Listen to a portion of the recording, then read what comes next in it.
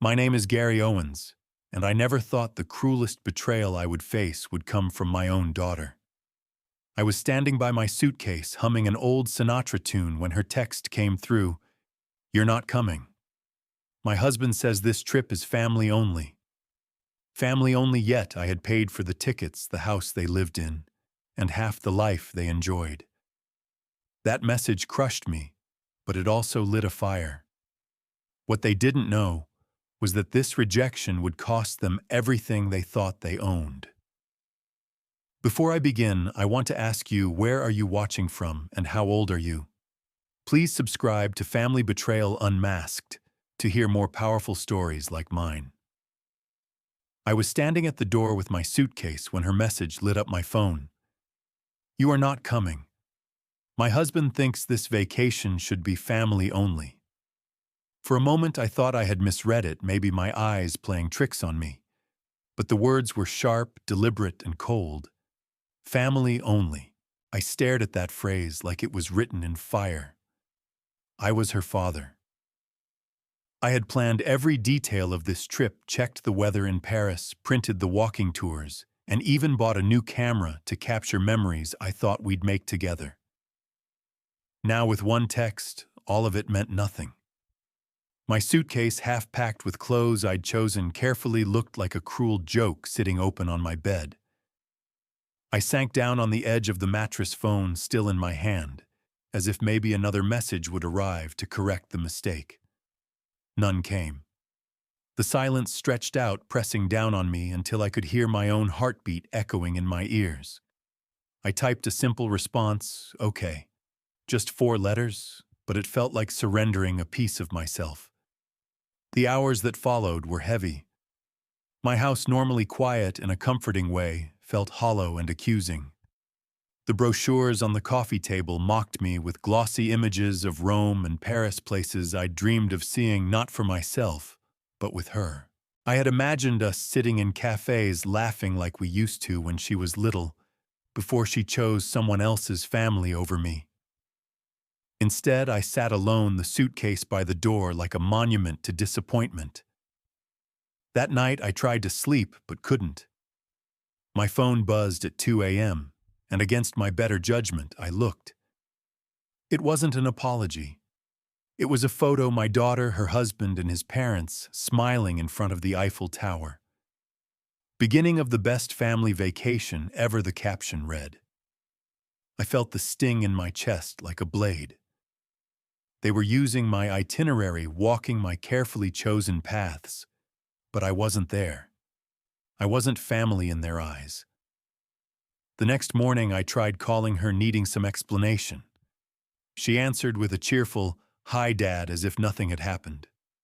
When I brought up the photos, her tone changed. Cold, dismissive. "Dad, you're overwhelming. Todd just wants to relax. You'd ruin it." That word ruin cut deeper than anything else.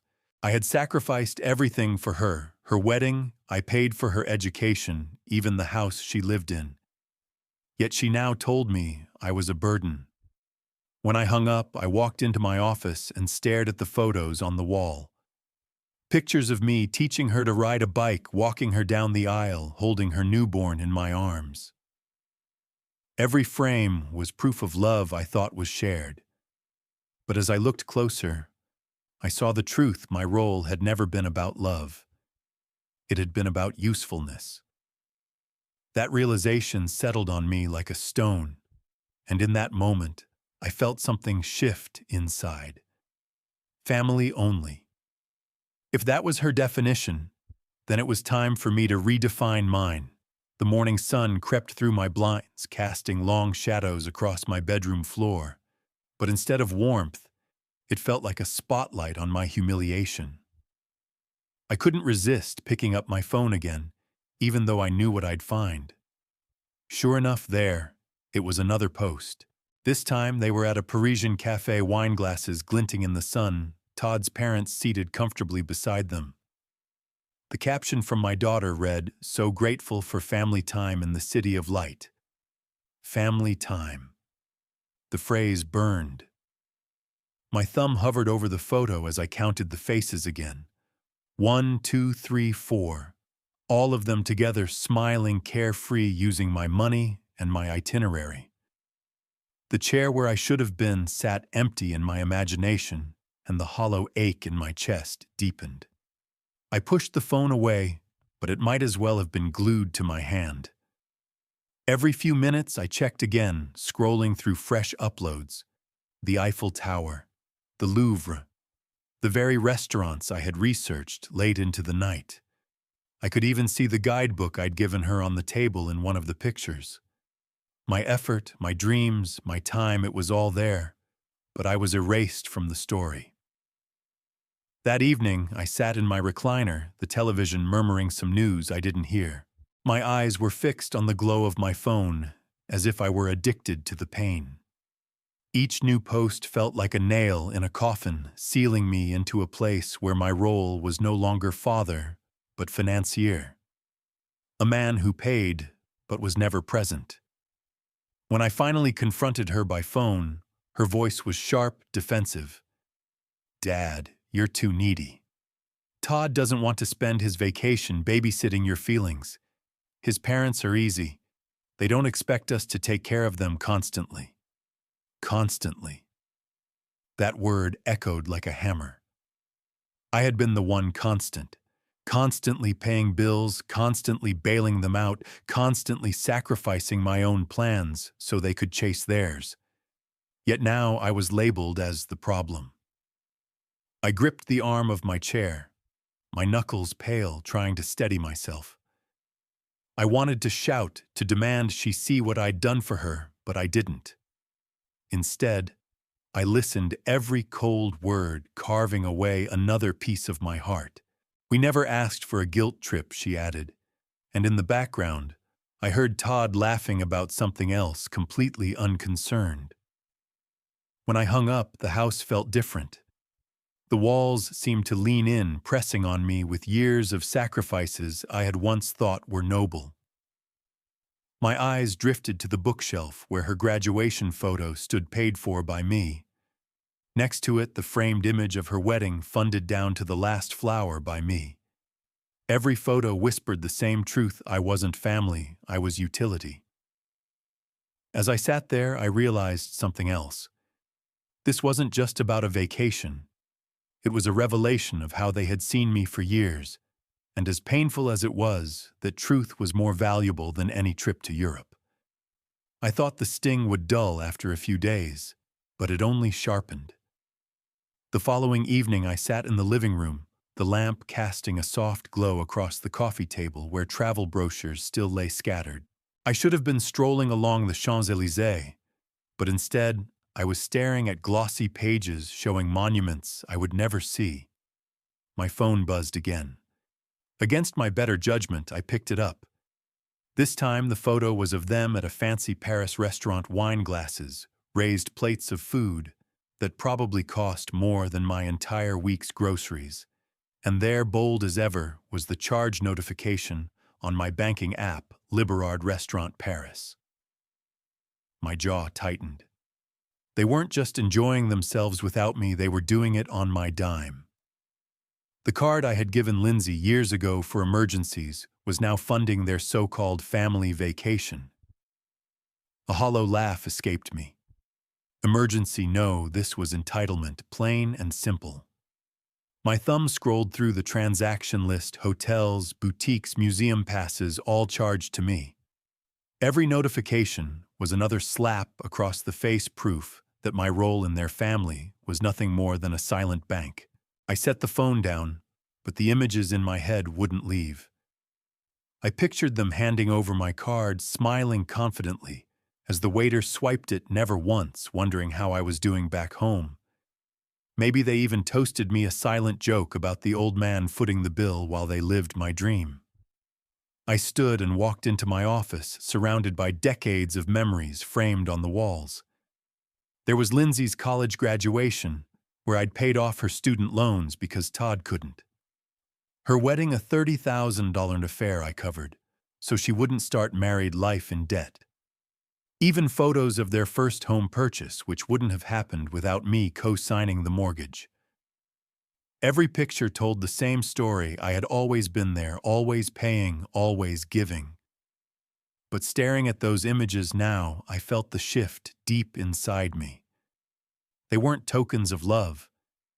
They were receipts of transactions. Evidence of a man who had confused being needed with being valued. The truth hit hard. I had mistaken their dependence for affection. My hands trembled as I began pulling frames off the wall one by one. I couldn't stand to see those smiling faces anymore.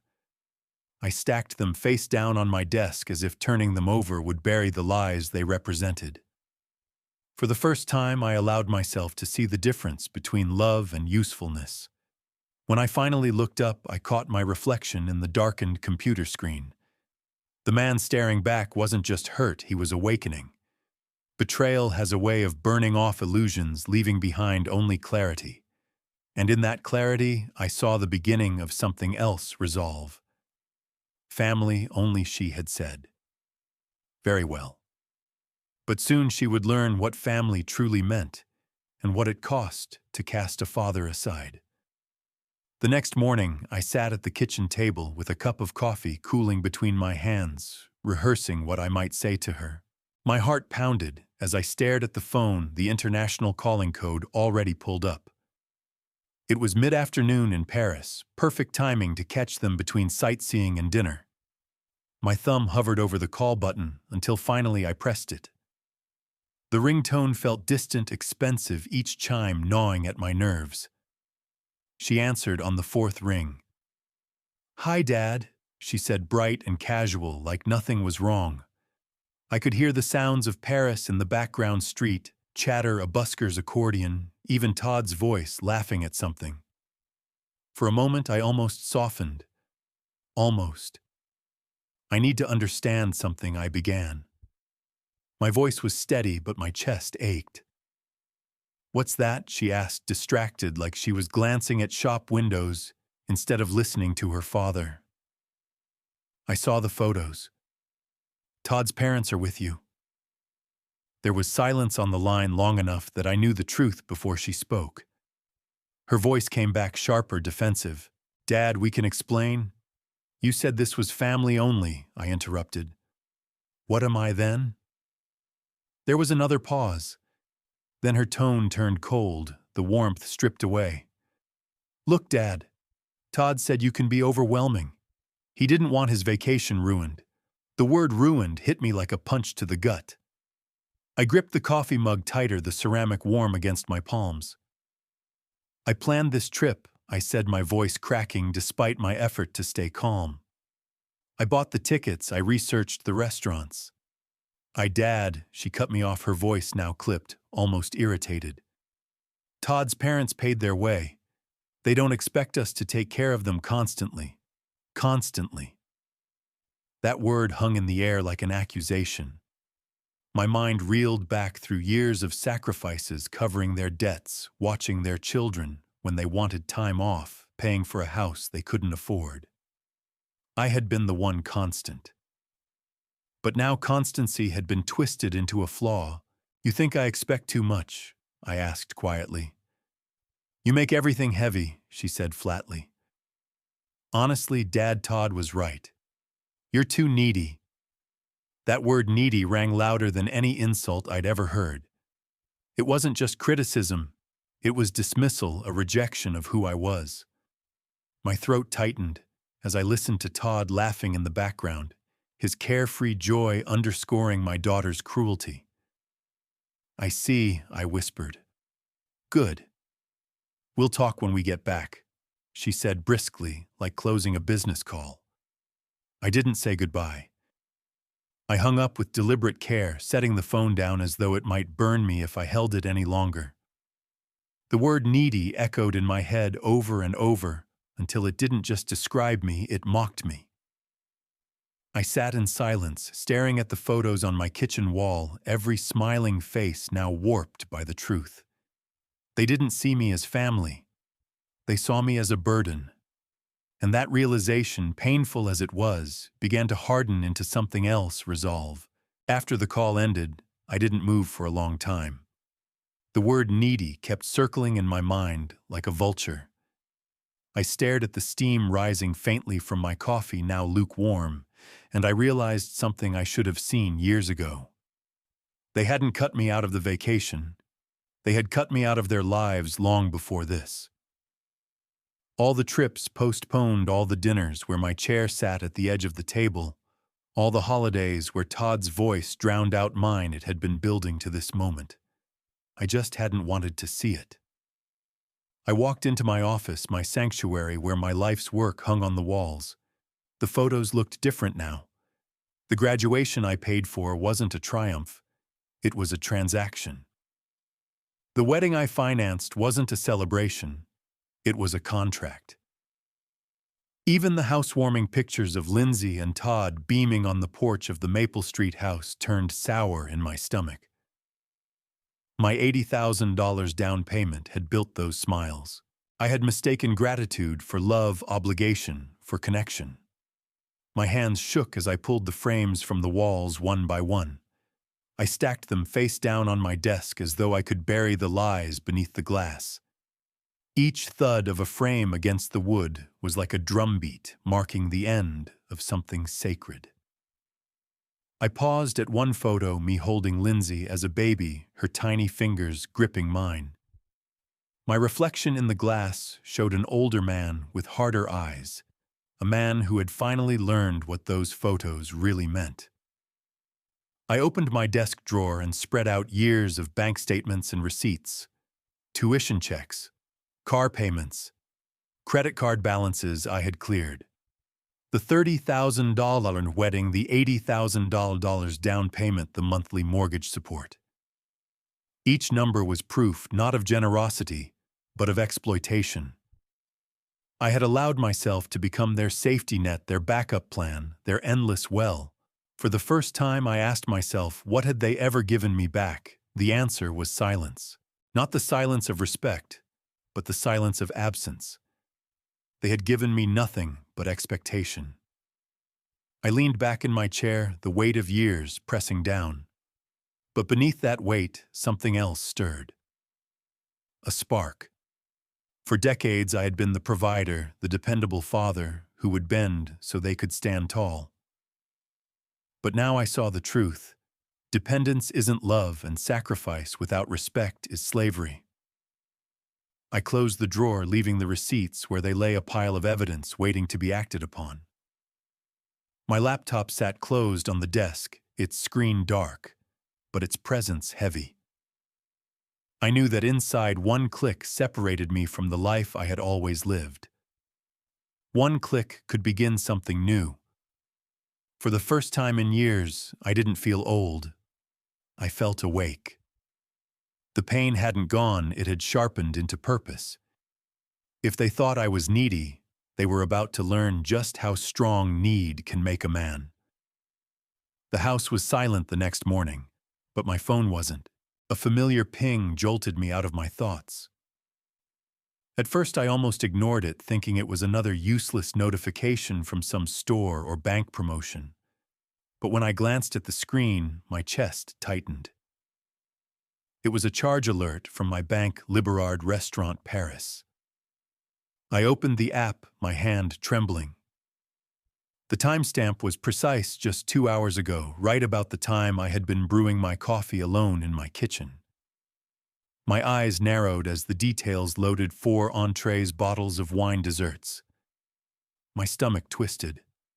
I imagined them clinking glasses, smiling in candlelight, savoring a meal I had unknowingly paid for. The irony was suffocating. I wasn't welcome on their vacation, but my credit card sure was. I scrolled down, and the truth unfolded like a ledger of betrayal. Hotel bookings, museum tickets, boutique shopping, even metro passes, all charged to my account. My generosity had become their lifeline, my absence their convenience. They had built their dream vacation on the back of the man they had cut out. I set the phone on the table and stared at it as if it were a crime scene. In a way it was. The evidence was all there, every receipt a reminder that I wasn't family, just financing. I picked it back up, anger beginning to simmer in my chest. For years I had swallowed disappointments, but this was different. The phrase from Lindsay's call echoed in my head. Todd's parents don't expect us to take care of them constantly. And yet here they were letting me pay for every croissant, every cab ride, every laugh in the Parisian night. The hypocrisy was unbearable. I walked into my office and sat at my desk, pulling my laptop toward me. My reflection in the dark screen looked different now. Tired, yes, but sharper, almost dangerous. I opened the banking app, navigating to the section labeled Authorized Users. My eyes landed on Lindsay's name. I remembered the day I added her years ago, telling myself it was just for emergencies, that I was helping her build credit, giving her a head start. Back then, I thought love meant access. But access had turned into entitlement, and entitlement had turned into betrayal. My finger hovered above the option to remove her. One click, it said, confirmation required. The cursor blinked at me as though asking if I had the courage to finally change everything. For a moment, doubt clawed at me. She was my daughter. But then the memory of her voice came back cold and sharp. You're too needy. I clicked. The app asked one last time. Are you sure this action cannot be undone? Yes, I whispered, pressing confirm. The screen refreshed. Her name disappeared. In that instant, I felt a strange surge of freedom, like cutting the last thread of a rope that had kept me tied for years. They could have Paris, but they wouldn't have my wallet. For the first time in a long time, I smiled, not out of joy, but out of resolve. The satisfaction of clicking Remove User was still fresh when my phone began buzzing again. I didn't answer right away. Instead, I poured myself a second cup of coffee, savoring its warmth, as though it were a victory toast. I knew what the calls were about before I even looked. By the time I checked, I had 3 missed calls from Lindsay. A smile tugged at my lips. For once, I wasn't rushing to fix their problems. A text followed, frantic and short. Dad, what did you do? The card declined. Call me now. I set the phone down and leaned back in my chair, picturing the scene in Paris. The waiter returning to the table, card in hand, shaking his head politely, while Todd's parents looked on with confusion. Todd puffing up, trying to cover his embarrassment, Lindsay flushing red as she insisted there must be some mistake. I could almost hear her sharp whisper, "Run it again." The waiter, returning same result, declined. I let out a quiet laugh, bitter but liberating. For years I had been the silent cushion beneath their arrogance. Now the ground had shifted and they were stumbling. When I finally answered the next call, her voice came through like shattered glass. Dad, what did you do to the card? I didn't raise my voice. I removed your access. You can't just do that. Do you know how embarrassing that was? The waiter came back 3 times in front of Todd's parents. I took a slow sip of coffee, enjoying the calm in my chest. Must have been humiliating. Humiliating, it was mortifying. You don't understand, we needed that card. Her voice cracked with panic, but beneath it was the same entitlement I'd heard my whole life. For what I asked, evenly. I thought you didn't want me taking care of you constantly. That's different. She snapped, her tone rising so high I had to hold the phone away from my ear. Is it? I asked, letting the question hang heavy. There was silence for a moment, then muffled conversation. Todd's voice carried in the background, low and angry. When she came back, her words dripped with venom. You better fix this, Dad, or there will be consequences. I almost laughed at that. Consequences. After everything I'd given, everything I'd sacrificed, they dared to threaten me. What kind of consequences? I asked, more curious than afraid. Her answer came sharp and calculated. When we get back, Todd and I are looking into care facilities. You're getting older. You clearly can't handle your finances. We'll sell your house to cover it. Todd says it's for your own good. My hand froze on the coffee mug, the heat suddenly gone cold. Care facilities. Sell my house. Their punishment for losing access to my money was to erase me from my home, my independence, my life. I set the mug down carefully, my pulse steady despite the rage building in my chest. They thought they had cornered me. But what they didn't know was that they had just drawn the line I would never let them cross. Her threat echoed in my ears long after the call ended. Care facilities. Sell my house. The cruelty of it was staggering, but more than that, it revealed their plan had been forming long before I canceled the card. They hadn't stumbled into this idea in Paris. It was the kind of scheme whispered in private, built on arrogance and greed. I sat there staring out the kitchen window at my neatly trimmed yard and realized they saw me not as a father, but as an obstacle. When the phone rang again, I let it buzz twice before answering. My voice was calm, deliberate. "Good morning to you too, Lindsay." Her sharp intake of breath told me she wasn't expecting composure. "Dad, this isn't funny. You embarrassed us. Todd's parents were there. The waiter, I cut her off. I removed your access. That's all. You can't just," she started, but I interrupted again, more firmly this time. "I can." And I did. There was a pause, then her voice came back shrill. "You'll regret this. Todd says you're acting irrational. We're serious about those care facilities." I leaned back in my chair, letting her words hang like smoke.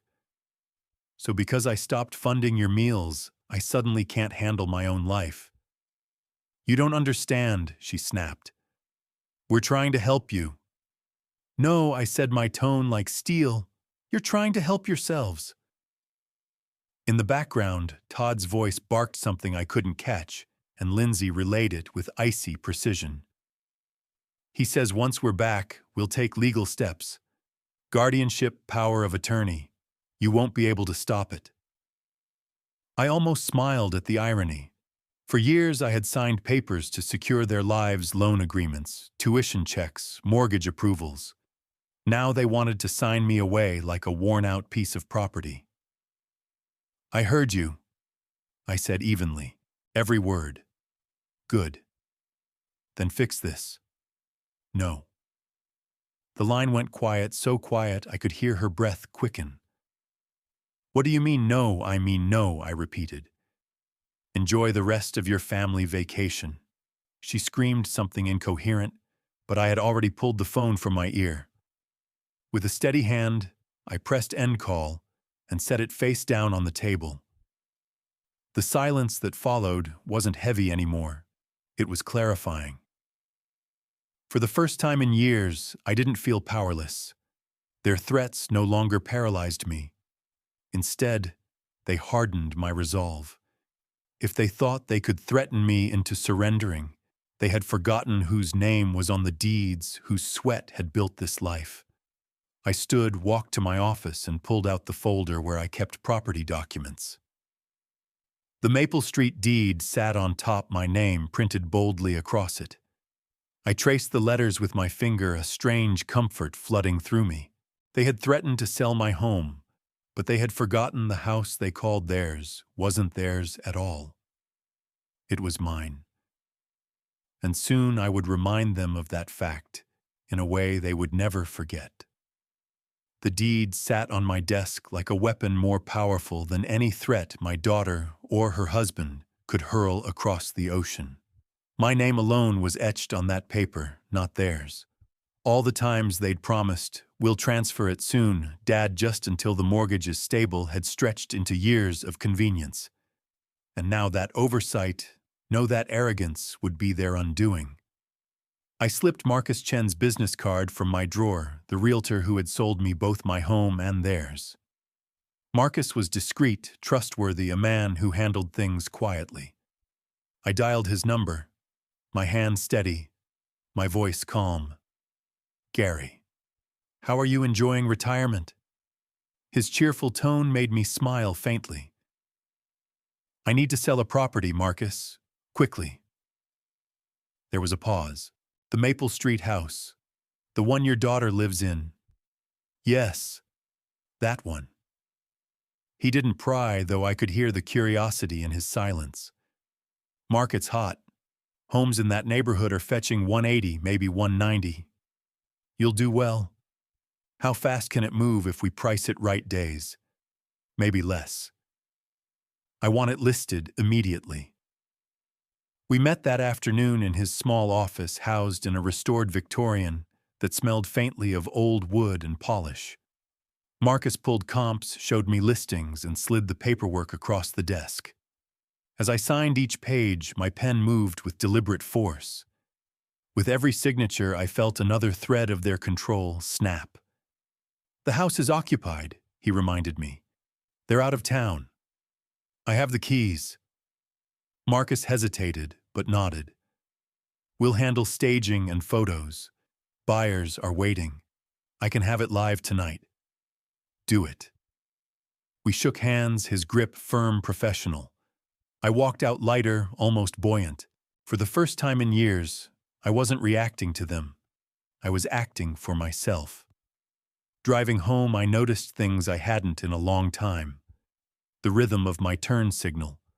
The red brick of the courthouse against the blue sky. Even the chatter of kids walking home from school. Life was moving forward, and so was I. At home, I pulled open another drawer and found an old set of work jeans and boots from my contracting days. I laid them out on the bed like armor. Tomorrow, they'd serve me again. The phone buzzed later that evening, another furious international call. I let it ring, imagining Lindsay's face twisting with confusion when I didn't answer. Instead, I cooked myself a simple dinner, eggs and toast, and ate in peace a piece I hadn't tasted in years. By the time I checked my email before bed, Marcus had already sent confirmation property listed, live now. A link followed showing glossy photos of the Maple Street house, their home, their sanctuary, now a commodity on the open market. I stared at the screen, the corners of my mouth curling upward. They thought they could threaten me with care homes and legal maneuvers, but I had just made the first move in a game they didn't even know had begun. The listing went live overnight, and by morning I was already taking the next step. Selling the house was one thing, but I wanted them to feel the sting the moment they stepped off the plane. I dialed a number I found online, Dave's Honest Moving. A small family-owned company, the kind where the owner answered the phone himself. Dave speaking, came the voice, rough but straightforward. Dave, I need a full house cleared tomorrow morning. Everything into storage. Can you handle that? He paused only a second. We've done it before. Family situation. Something like that, I said. He didn't press. We'll need a storage unit lined up. Within minutes, he patched in Janet from Secure Storage on Brady Street. For a full house, you'll want at least a 10 Cal-20, she advised. I'll take it. First month paid up front. By the time we hung up, the logistics were set. Movers at 8 a.m. storage unit reserved keys ready. My old work jeans and boots waited by the door like soldiers prepared for battle. That night, I slept more soundly than I had in weeks. Not because the pain had gone, but because the plan was in motion. I no longer felt like a man sitting alone in the ruins of his family. I felt like a man building something new. At 7:45 the next morning, I pulled into the Maple Street driveway. The house looked the same as ever, tidy lawn curtains drawn, but to me, it no longer represented family. It was an asset, a line on a deed, a piece of property that just happened to be filled with the possessions of two people who had mistaken my kindness for weakness. Dave's truck arrived right on time. He stepped out sturdy and matter-of-fact, with two younger men following. "Mr. Owens," he asked, shaking my hand. "That's me." Let's get started. I unlocked the door and we walked through room by room. Dave scribbled notes while his crew began wrapping furniture. 3, maybe 4 hours, he said. I insisted on helping carrying boxes labeled Lindsay's books and Todd's office supplies down to the truck. The physical work was tiring, but it felt good, like every lifted box was another piece of their control being taken off my shoulders. In their bedroom closet, I found photo albums from their wedding. I flipped through, quickly realizing I appeared in only a handful of shots, always at the edges. Todd's parents filled the pages. I closed the album and handed it to Dave's crew without a word. By late morning, the house was empty. The rooms echoed differently, stripped of their illusion of permanence. We drove in convoy to secure storage, where every box and piece of furniture disappeared into Unit 47B. I paid Dave in cash and gave his men a generous tip. "Hope it works out," Mr. Owens Dave said with a knowing nod. As I slid the heavy storage door shut, I felt something final in the clang of metal. Their life was packed away, not destroyed, but removed. Waiting. Controlled. They had left me behind in Paris, but now I had left them behind in their own lives. 3 days after the movers cleared the Maple Street house, my phone buzzed with Marcus Chen's voice on the other end. "Gary, I've got news. We already have a cash buyer. They want to close immediately." His tone carried excitement, but for me it was something deeper, a confirmation that the plan was working. By Friday, the papers were signed. Their so-called home was no longer theirs, and the check had cleared. Saturday morning, I drove by one last time. A U-Haul sat in the driveway, a young couple unloading boxes with laughter in their voices. I watched as a crib was carried inside Sarah, planting flowers in the front garden, while Michael assembled a swing set out back. The house looked alive in a way it hadn't in years. For a moment, I almost pitied Lindsay and Todd. Almost. Then, as if scripted, a taxi pulled up to the curb. Lindsay stepped out first, her hair pulled back, exhaustion from travel written across her face. Todd followed, juggling luggage, his usual air of confidence cracking the second he saw the truck and strangers in his driveway. Their expressions shifted from confusion to panic. I stepped out of my car, calmly, envelope in hand. Lindsay spotted me, her eyes narrowing. "Dad, what is going on here?" Todd dropped a suitcase and strode forward, puffed up like a man ready for a fight. "Why are these people in our house?" he demanded, pointing at Michael and Sarah. Michael appeared at the doorway, deed in hand, his voice firm. "This is our home. We closed yesterday." Todd's face drained of color. "Closed? That's impossible. This is our house." Lindsay's voice rose to a shriek, the same tone she had perfected since childhood when she didn't get her way. "Dad, fix this. Tell them it's a mistake." I looked from her to the young couple, then back to her again. My voice was calm, measured. "It isn't a mistake. The house belonged to me, and I sold it." For a moment there was silence. Just the sound of children laughing down the street, neighbors mowing lawns, the normal rhythm of suburban life. Then Lindsay's face twisted. "You can't just sell our home." I handed Todd the envelope. He tore it open with shaking hands. Inside was a receipt, Secure Storage Unit 47B. "Your things are safe. First month's rent is paid." Lindsay's voice cracked. "You put our life in storage." "Yes," I said evenly. "I preserved everything, but the house is gone, legally, rightfully, completely." Todd crumpled the paper in his fist. "We'll fight this. You'll regret it." Michael stepped back into his doorway, Sarah at his side, protective of the space they had just claimed. "Maybe you should leave," he told them gently but firmly. I turned and walked back to my car. My boots hit the pavement in steady rhythm every step, a reminder that I had taken back control. Behind me, Todd shouted, "This isn't over," but inside I knew it already was. The following week, the threats began. It started with angry texts, long streams of accusations from Lindsay, each one sharper than the last. "You stole our home. You betrayed your own family. We'll sue you for everything you have." I didn't respond. Silence, I'd learned, can be more powerful than argument. But then the phone calls came. Todd's voice carried across the line, filled with venom. "You think you're clever, old man. You think selling that house means you've won. We'll see what a judge thinks when we tell him you're unfit to manage your finances. We'll take power of attorney. We'll put you in a care facility where you belong." The audacity nearly made me laugh. They hadn't lived a day without my money, and now they planned to strip me of the very independence I'd spent a lifetime building. But beneath the fury, there was something else in Todd's voice: fear. They weren't just angry about losing the house.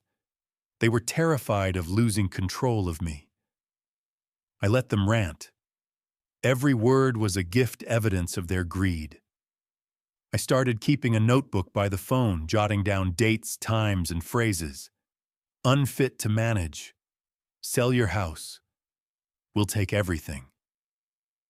The more they threatened, the more ammunition they gave me. One evening, after another heated call, I walked into my office and spread the notes across my desk.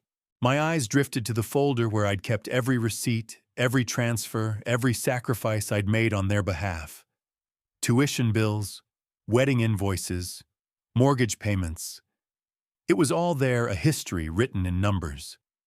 They had painted me as needy, yet the truth was clear: they had been the needy ones all along. The next morning, I called my attorney, an old friend named Ellis. He listened quietly as I explained the situation, his breathing steady on the other end. When I finished, he chuckled dryly. "Gary, if they try to claim you're unfit, they'll have to prove it in court. With your records, you'll bury them. Keep everything documented. Let them make the first move." That reassurance settled something inside me. For years, I had bent to avoid conflict. Now I was ready for it. 2 days later, Lindsay showed up at my doorstep, Todd beside her. They didn't knock gently. They pounded loud enough for the neighbors to notice. I opened the door slowly, meeting their furious eyes. "Dad, you need to undo this," Lindsay said, her voice trembling with rage. "You need to give us our house back," Todd added, puffing up like a man who thought volume equaled authority. I let them rant, their words tumbling over each other, threats of lawsuits and care homes flying like stones. And when they finally paused, I simply said, "The house was never yours, and neither am I." Their faces hardened, but I didn't flinch. For the first time, they saw a man they couldn't manipulate. And in their silence, I recognized something I hadn't seen in years: my own strength reflected back at me. That night, after Lindsay and Todd stormed off my porch, I sat in my office with the door closed. The house was silent, but my mind wasn't. Their words echoed care facilities, lawsuits, guardianship. I had expected anger, but the sheer malice of their threats dug deeper than I cared to admit. Still, fear didn't come. What came was clarity. I pulled open my bottom drawer and lifted out the stack of folders I'd kept for years. Receipts, invoices, bank statements, my entire financial history with them. I spread them across the desk like pieces of a puzzle. There was Lindsay's tuition, every semester bill I had paid. There was the invoice from her wedding where I'd written a $30,000 check so she could have the day she dreamed of. I found mortgage documents for the Maple Street house, $80,000, pulled directly from my retirement fund. Credit card balances I'd quietly paid off. Even car payments when Todd lost his job. Page after page told the same story: I had given them everything. and in return, I was told I was needy. As I organized the papers, I began drafting a timeline. Each payment, each sacrifice, each instance of me stepping in to hold them up when they couldn't stand on their own. By the time I was finished, I had a document that looked less like a father's generosity and more like an attorney's exhibit, a record not of love, but of exploitation. The weight of it sat heavy on my desk, but instead of crushing me, it steadied me. If they wanted to drag me into court, I was ready. Every receipt was a shield, every canceled check a weapon. They thought they could paint me as incapable, but these papers showed the opposite, that I had been the only capable one all along. The next morning, I met Ellis, my attorney, at his office downtown. He was an old friend from my contracting days, a man who had seen me through business deals and property disputes. He leaned back in his chair, glasses perched low on his nose, and read through the stack of evidence. "Gary," he said, finally looking up at me, "if they push this into court, they'll lose. Badly. You've documented everything. They'll look like leeches in front of a judge. Keep your cool. Don't provoke. Let them make the move." I nodded, a sense of calm washing over me. For years, I'd been the one scrambling to fix things, to soften edges, to keep peace. Now I was the one holding steady while they scrambled. That evening, I sat on my porch as the sun dipped below the horizon, painting the sky orange and purple. I thought about the years I'd lost, vacations, I never took dinners. I skipped friendships, I let fade, all for the sake of their needs. My generosity had been endless, but it had bought me nothing. Yet as the first stars appeared, I realized something vital. Their betrayal had stripped me of illusions, but it had also handed me something priceless: freedom. For the first time, I wasn't just their provider. I was my own man again. And if they wanted a war, I would meet them on my terms, with truth, with evidence, and with a calm they could never shake. The summons arrived on a gray Tuesday morning. I had been reading the local paper with Max, the golden retriever I'd recently adopted, lying at my feet when the doorbell rang. A man in a suit stood there holding an envelope. "Gary Owens?" he asked. I nodded, and he handed it over with a practiced expression that betrayed no emotion. "You've been served." I closed the door quietly, the weight of the papers solid in my hand. For a moment, I just stood there staring at my name printed in bold on the first page. Petition for guardianship. Motion to challenge competency. The words were ugly, but they didn't rattle me. If anything, they confirmed exactly what Ellis and I had prepared for. That afternoon, I sat across from Ellis in his office. He flipped through the documents, his lips pressed into a thin line.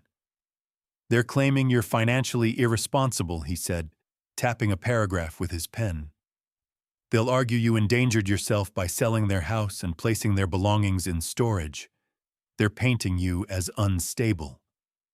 I almost laughed.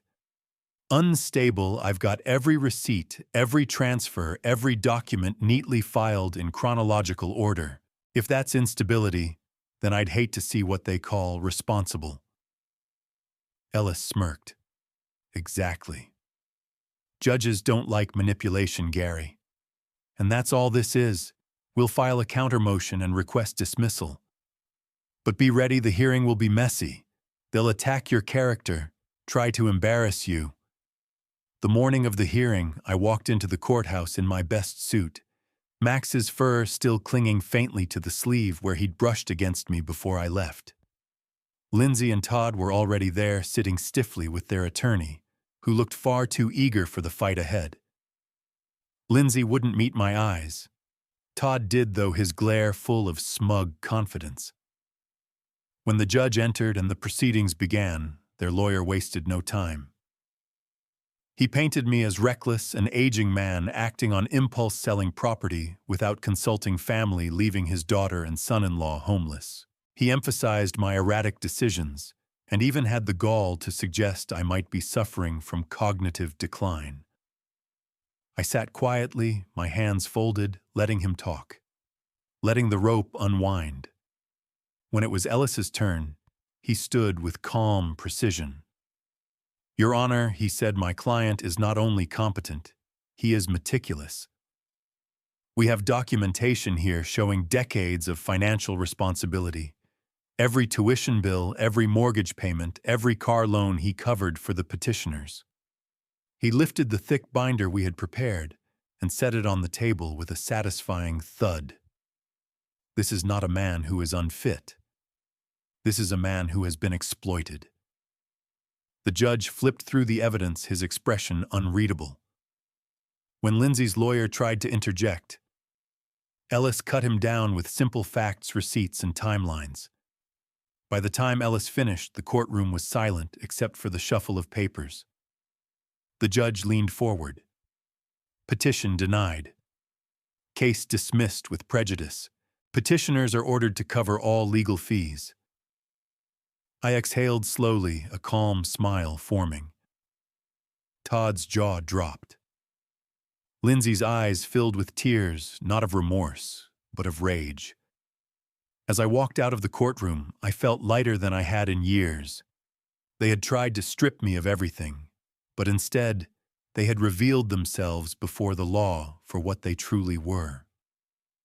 When I stepped out of the courthouse that day, the sun felt different on my skin.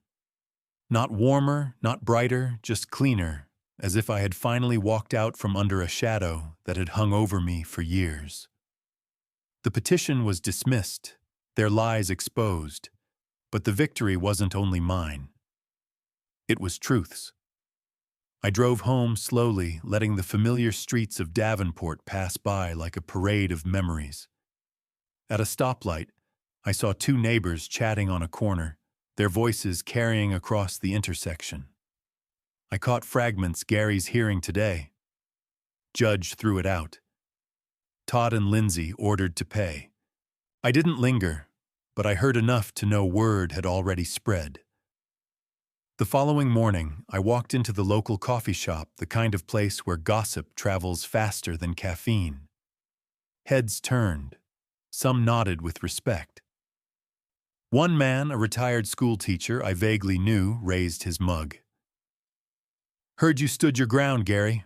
About time someone put those kids in their place." I gave a small smile and ordered my usual black coffee. Not everyone was supportive, though. At a nearby table, I overheard a woman mutter, "Family should stick together no matter what." Her friend replied, "Maybe. But using your own father like that isn't family." I didn't correct anyone. I didn't need to. For years, I'd cared too much about appearances, about keeping peace, even when it cost me my dignity. Now I let people talk. Their opinions rolled off me like water off a stone. At home, I spread the court documents, the judge's decision, and Ellis's final summary into a new folder labeled Legal Victory. It felt symbolic, like filing away not just paperwork, but years of pain. When I closed the drawer, I felt lighter, as if I had finally locked that chapter of my life where it belonged behind me. But there was more than legal victory to process. My phone buzzed with notifications. Lindsay had taken to Facebook again, painting herself as the victim. "My father sold our house and ruined our lives," she wrote. Comments flooded in. Some sympathized, others questioned. I read a handful, then closed the app. Let her spin her stories. I had the truth and the law on my side. Later that evening, I sat on my porch as Max stretched out at my feet, his golden fur catching the last rays of sunlight. The neighborhood was alive with ordinary sounds, children laughing, sprinklers ticking, someone grilling steaks down the block. I breathed it all in and realized how long it had been since I truly noticed the small, steady rhythm of life. Their betrayal had been public, humiliating, and cruel, but it had also freed me. Freed me from the role of provider, from the illusion that my worth was tied to what I could give them. As the first stars appeared, I ran my hand along Max's head, feeling the steady beat of his loyalty. "We're going to be just fine," I whispered. For the first time in years, I wasn't afraid of the future. I was ready for it. 3 weeks after the court hearing, I thought the storm had passed. But storms have a way of circling back darker and louder the second time. It was a Saturday morning when the knock came. Not a polite knock, not even a pounding, more like a battering ram against my front door. Max barked fiercely from the living room, his hackles raised. When I opened the door, Lindsay and Todd stood there, faces red with fury, their anger radiating like heat. "Dad, this has gone far enough." Lindsay snapped, her voice already trembling. Todd stepped forward, jabbing a finger at me. "You think you humiliated us in court. You think this is over. You destroyed our lives. We had to move into a rental apartment because of you. Do you know how embarrassing that is?" I let their words wash over me. Once I might have crumbled under the weight of their accusations. But now I saw them clearly, not as children wronged, but as adults reaping what they had sown. "You destroyed nothing but your own entitlement," I said evenly. "The house was mine. The court confirmed that. You tried to put me away in a care facility to strip me of my independence, and you lost." Lindsay's eyes filled with tears, though they were not tears of regret. They were tears of rage. "We're your family. How could you do this to us?" I felt a bitter laugh rise in my chest. "Family. You left me behind with a suitcase by my door while you jetted off to Paris with Todd's parents. You spent my money on meals and shopping sprees while telling me I was too needy. That's not family, Lindsay. That's exploitation." Her face twisted. "We had no choice, Todd's parents." Todd cut her off, raising his voice even louder. "You'll regret this when you're old and alone, Gary. You'll wish you had us then." I stepped forward, my eyes locked on his. "I'd rather be alone with dignity than surrounded by people who treat me like a bank account." The silence that followed was heavy, broken only by Max's low growl. For a moment Todd's bravado faltered, and I saw it, the fear he tried so hard to mask. He wasn't just angry. He was terrified of a future without my support, without my money. Finally, I pointed toward the street. "This is not your home. Not anymore.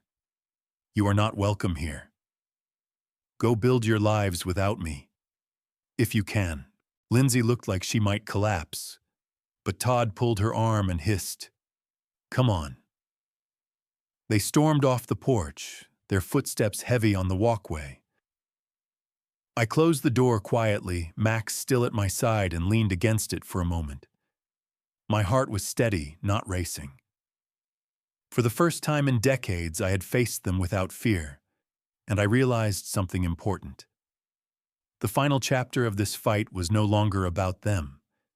It was about me choosing to live free, no longer bound by guilt or obligation. 2 weeks after their dramatic visit to my porch, an email arrived from Marcus Chen, my realtor. The subject line was simple: "Closing confirmed." I opened it slowly, though I already knew what it meant. The Maple Street house, the place Lindsay and Todd once called theirs, was now fully transferred, payment, cleared, deed, finalized. Their last illusion of ownership had vanished in a single digital line. I leaned back in my chair, letting the weight of that settle. They had always believed my name on the deed was a technicality, something temporary, until they got around to transferring it. But now it wasn't a technicality. It was a final judgment. Their home was gone legally and permanently, and there was no undoing it. The very next day, I heard the fallout. At the coffee shop, 2 women from the neighborhood were whispering near the counter. "Did you hear Lindsay and Todd had to move into a tiny rental across town? Can't keep up with bills." She looked like she was about to cry at the grocery store yesterday. The other shook her head. "I always thought they leaned on her father too much. Guess now everyone knows the truth. I sipped my black coffee and said nothing. For years I had carried their reputation on my back, paying quietly, so no one would see the cracks in their perfect life. Now those cracks were plain for everyone to see, and they had to carry the weight themselves. That afternoon, Todd called me from an unfamiliar number. His voice was stripped of its usual arrogance. "We can't pay storage anymore. You have to cover it. They'll auction off our things."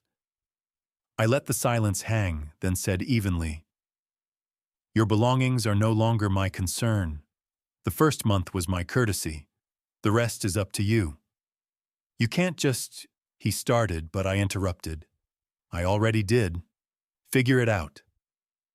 I ended the call before he could spew another threat.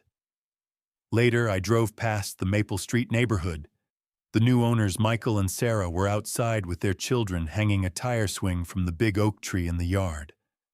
Laughter floated through the air, the kind of laughter that once might have belonged to Lindsay, but had soured over the years.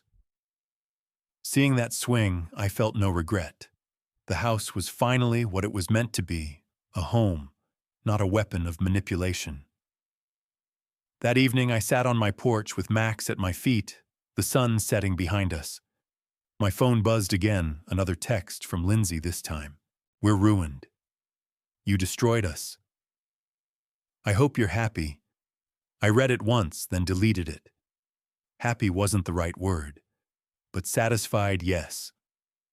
Because for the first time in decades, the balance had shifted. I wasn't their provider. I wasn't their safety net. I was a man who had chosen his own dignity over their demands. And that choice, I realized, was worth more than any house or dollar I had ever given them. It was late on a Thursday evening when the knock came again. Not angry this time, but tentative, almost desperate. Max barked once and then quieted as I opened the door. Lindsay stood there alone, her eyes red, her shoulders slumped. She looked smaller than I remembered, as if the weight of her own choices had finally settled on her back. "Dad," she whispered, her voice cracking. "Can we talk?" I hesitated but stepped aside. She walked into the living room, glancing around like it was foreign territory. She hadn't been here in months. Max sniffed her hand, then retreated to lie by my chair, as though he could sense the unease in the room. She sat on the edge of the couch, twisting her hands together. "We're struggling," she admitted. "The rent's too high, Todd's hours got cut, and the storage unit. We can't keep up. We need your help."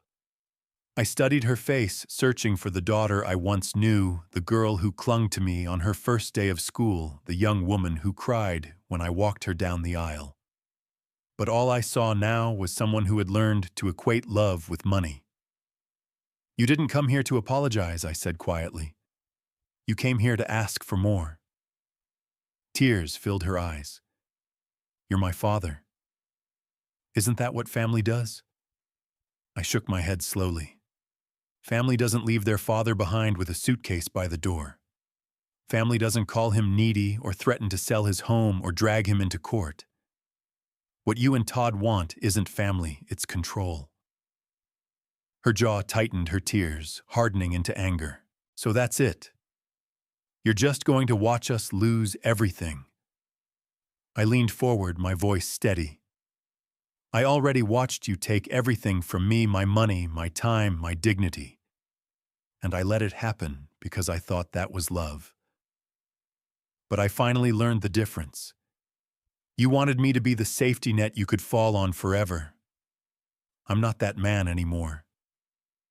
She stared at me, stunned, as if she couldn't believe I'd said no. For a long moment, the only sound was the ticking of the clock on the wall. Finally, she stood, her face pale. "Todd said you'd never change. He said you'd cave. But you're colder than I thought." I rose too, meeting her gaze. "No, Lindsay. I'm stronger than you thought." She turned toward the door, her shoulders stiff. "You'll regret this," she said, her voice trembling between threat and plea. I opened the door for her. Maybe. But I'll regret it less than if I kept letting you use me. She walked out into the night without another word. Max padded back to my side, resting his head on my knee as the door clicked shut. For years, I had feared losing her, but in that moment, I realized something powerful. I hadn't lost her at all. She had lost me, and that loss was hers to carry, not mine. 2 days after Lindsay's late-night visit, Todd came storming up my driveway. There was no knock this time, just the sound of his fist pounding against my front door. Max barked furiously, tail stiff, the hair along his back bristling.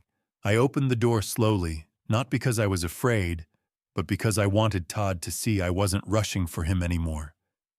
"Gary," he spat, using my first name instead of Dad, like he was stripping me of the title. "We're done playing games. You're going to fix this mess, or I'll make sure you regret it." I folded my arms across my chest. "What exactly do you think you're going to do, Todd?" He stepped closer, his breath hot with rage. "You embarrassed us in court.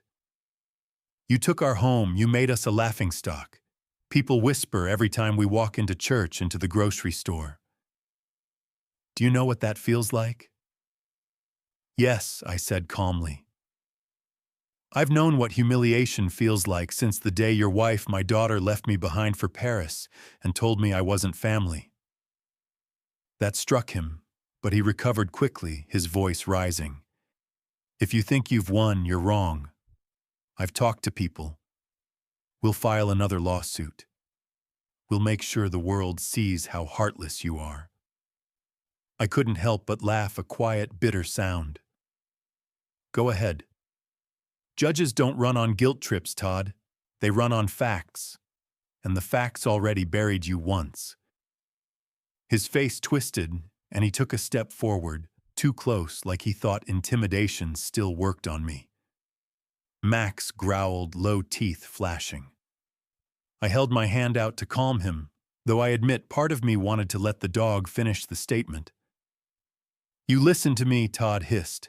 "We'll drag your name through the mud until no one respects you. You think this little victory means anything? You're an old man living on borrowed time." I leaned in just enough so he could see the steel in my eyes. "You're right, Todd. I am an old man. But I'm an old man who owns his home, his freedom, and his dignity. And you're a grown man who can't stand without my wallet propping you up. Between the two of us, I know which one should be ashamed." His mouth opened, but nothing came out. For the first time, I saw the mask slip, the bravado cracked, and underneath it was fear. Fear of a man who had finally cut the leash. I stepped back and pointed down the walkway. "Leave, Todd, and don't come back. If you do, it won't be me answering the door next time, it'll be the sheriff." For a long moment he stood frozen, fists clenched, breathing heavy. Then without another word, he spun on his heel and stormed down the driveway. Max barked once, sharp and final, as though sealing the moment. When the door closed behind me, I felt no anger, no fear, only peace. Todd had tried to intimidate me to reclaim control, but the truth was undeniable. He had already lost everything that mattered. The morning after Todd stormed away, I woke to a quiet house. No pounding on the door, no buzzing phone with demands, no courtroom dates looming. Just sunlight streaming through the curtains and the steady rhythm of Max's breathing at the foot of my bed. For the first time in decades, I felt something I couldn't quite name: peace. I brewed a fresh pot of coffee and stepped out onto the porch, the air crisp, the yard bathed in golden light.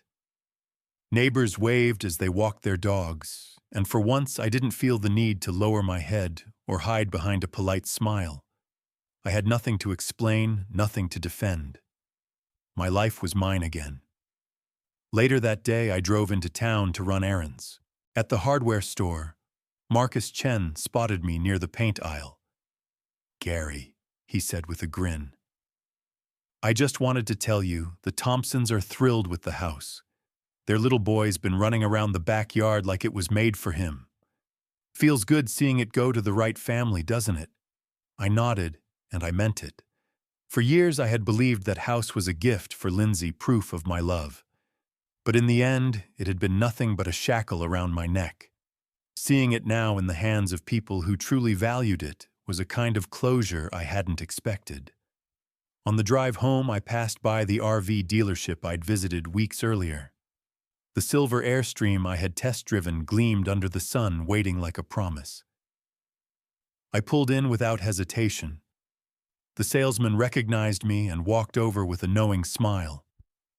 Ready to make it official, I looked at Max, his ears perked as if he understood. "Yeah," I said, "I'm ready." By late afternoon, the paperwork was done, the keys in my pocket. I parked the Airstream in my driveway, and Max immediately hopped inside, claiming the passenger seat like it had always belonged to him. I laughed, the sound surprising even me, light and unburdened. That evening, I sat at my kitchen table, maps spread out in front of me. National parks, small towns, mountain trails I'd only ever dreamed about. My finger traced routes westward toward Colorado, Utah, maybe even California. Every line across the paper felt like a step away from the past and into something new. As the sun set, I leaned back and let my eyes drift to a single photo I had kept, a picture of Lindsay as a child.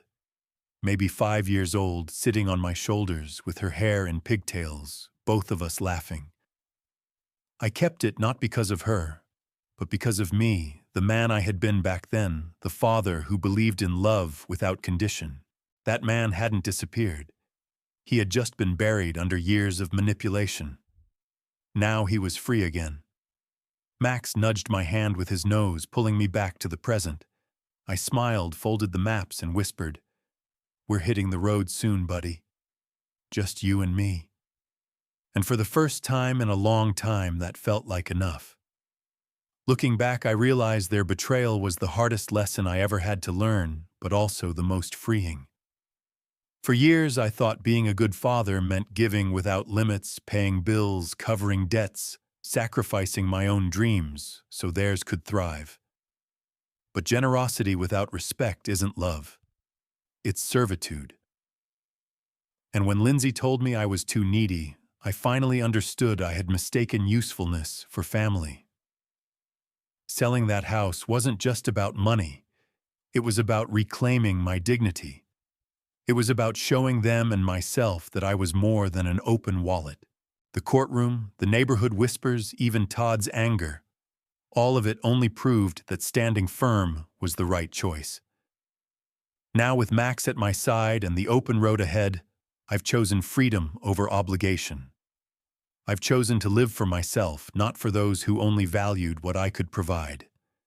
And in that choice, I found peace. If you're listening to this, I want you to think, have you ever been used by someone you loved, treated like you were nothing more than what you could give? How did you handle it? What did you learn from it? Share your story in the comments, I'd like to know.